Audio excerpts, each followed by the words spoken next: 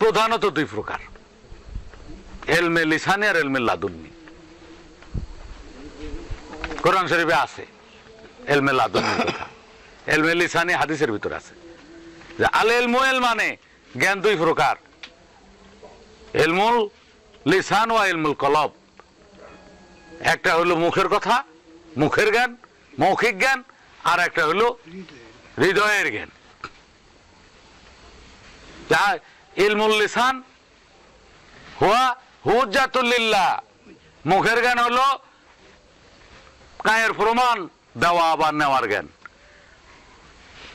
ভিডিওটা করেন বাবা। ইলমুল কলব হুয়া নাফুল লিল আলামিন, যেটা হৃদয়ের জ্ঞান, যেটা গবেষণামূলক জ্ঞান, এটা হলো বিশ্ববাসীর কল্যাণ এবং মঙ্গলের জ্ঞান। জ্ঞান দুই প্রকার, একটা হলো পরা জ্ঞান, একটা অপরা জ্ঞান। বাংলায় বলে পরা এবং অপরা। একটা বৈষয়িক জ্ঞান আর একটা হলো দিব্য জ্ঞান। একটা হলো জেনারেল উইসডম আর একটা হলো স্পিরিচুয়াল উইসডম। স্পিরিচুয়াল নলেজ আর জেনারেল নলেজ, সাধারণ জ্ঞান আর মানে ব্রহ্মজ্ঞান বা প্রভু জ্ঞান। তাহলে আমরা ব্যক্তির চারটা জিনিস পাইলাম, দেহ, আত্মা, মন, জ্ঞান। প্রাথমিক একটা ধারণা, এটা প্রকারভেদ সহ।